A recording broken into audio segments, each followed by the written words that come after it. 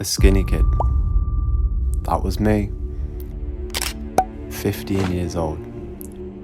Very skinny. But this isn't just the same old skinny kid, starts eating food and going to the gym and is now bigger. No. This is my story. As a teen, I watched numerous movies where the popular guy always seemed to be jacked, along with all the classic superheroes as well. These were the kind of people I wanted to look like. And then I started to watch Love Island. Now everyone's seen this show, but all the guys on there are gym lads with a good body. And that there was enough motivation for me to get started. In the Wendy house. At the bottom of my garden, I had a bench and 2 adjustable dumbbells.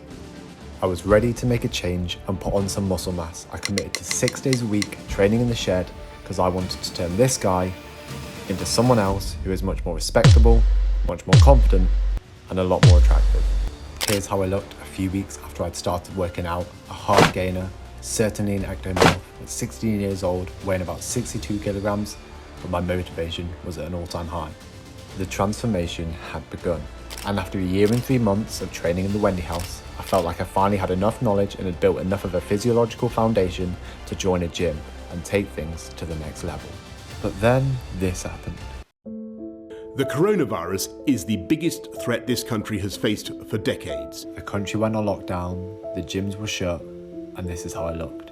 It was back to the Wendy house to try and maintain everything that I'd built. I stuck with it and trained consistently, and then I decided to go on my first cut.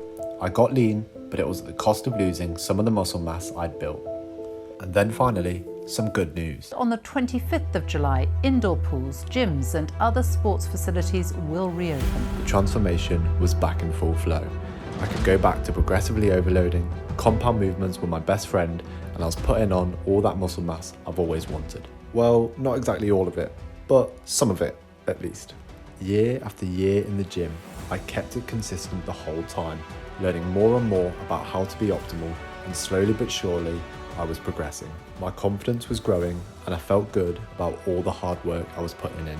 I was enjoying the process and I learned a few different bodybuilding poses and how to find good angles and lighting, and despite at times my motivation dropping, discipline came into play and I kept it consistent. There were plenty of fails and mistakes along the way, but that's how we learn.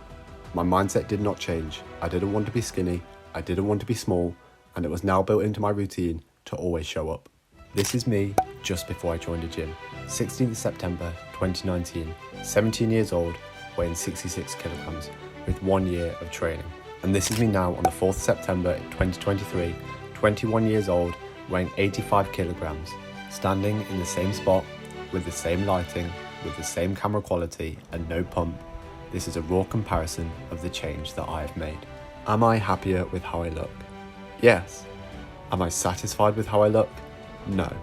But that's one of the best parts, because going to the gym is such a good healthy habit that why would I ever want to stop? It all started with me wanting to better myself. I found something that I love, and it is now a healthy habit. Just because social media puts out unrealistic expectations does not mean it should demoralize you.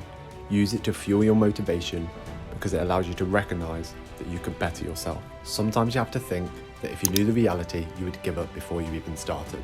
But unrealistic goals allow you to push yourself further than if you were to just guess your own potential.